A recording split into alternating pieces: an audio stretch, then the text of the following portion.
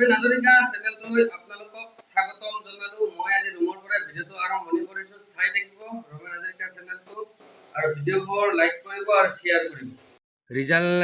ৰিজাল্টক লৈ মই কি ক'ব বিচাৰিছোঁ, ৰিজাল্ট কেতিয়া দিব? ৰিজাল্টটো মোৰ অনুমানিক 15 আগষ্টৰ পিছত ৰিজাল্ট দিব পাৰে।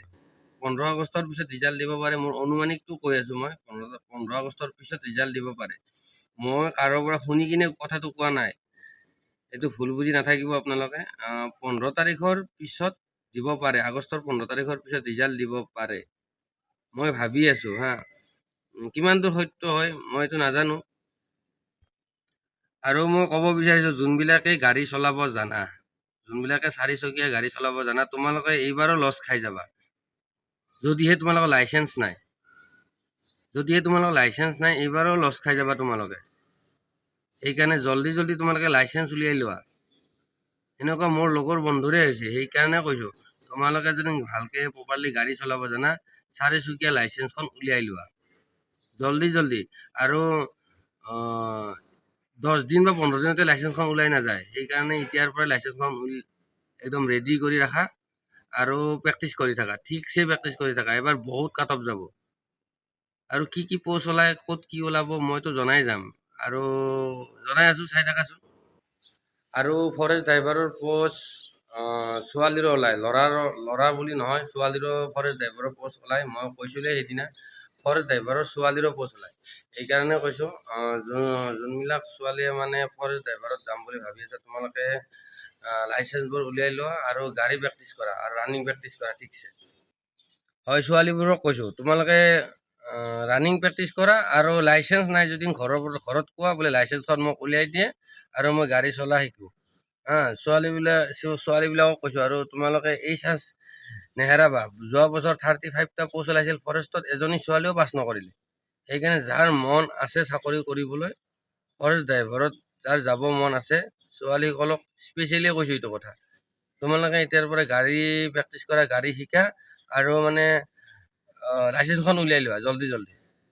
গাড়ী চলাব মাত্ৰ 15 দিন 20 দিনতে গাড়ী শিকিব পাৰি যদি তোমালোকে ধ্যান দিয়া।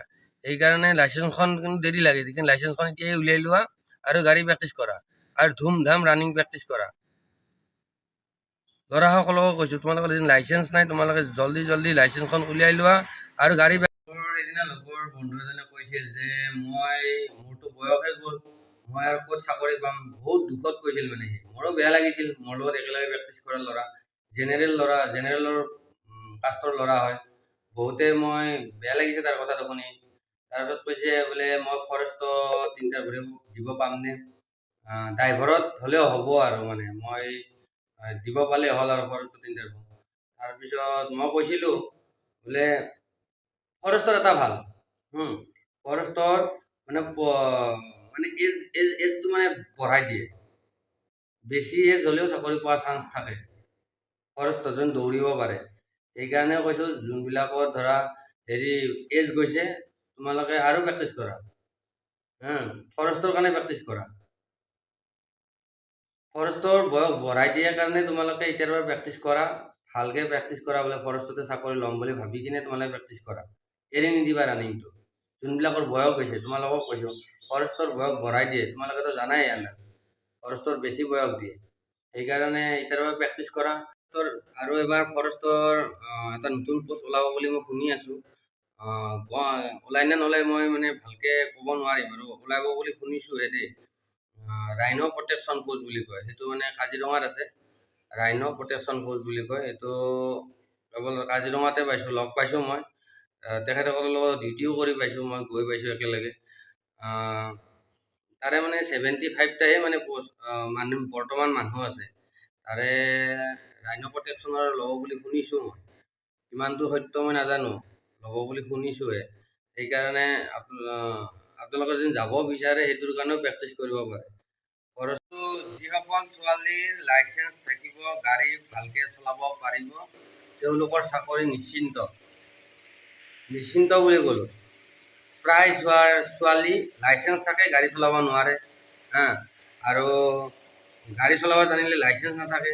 ছোৱালীবিলাকে মানে ড্ৰাইভিঙত মানে এপ্লাই নকৰে।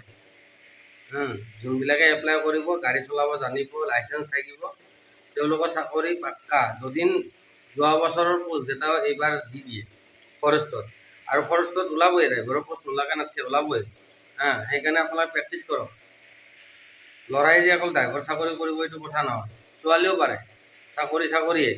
সেইকাৰণে আপোনালোকক কৈছোঁ, ভালকৈ প্ৰেক্টিচ কৰক। আৰু লাইচেঞ্চখন ঘৰৰ পৰা দাদা হওক, দেউতা হওক, সিহঁতৰ পৰা পইচা লৈ কিনে আপোনালোকে যেনেকৈ নহওক লাইচেঞ্চখন উলিয়াই লোৱা। যেনেকৈ কি নহওক, মেইন লাইচেঞ্চখন আগতে লাগিব, এপ্লাই কৰাৰ আগতে লাগিব। সেইকাৰণে লাইচেঞ্চখন জল্দি উলিয়াই লোৱা।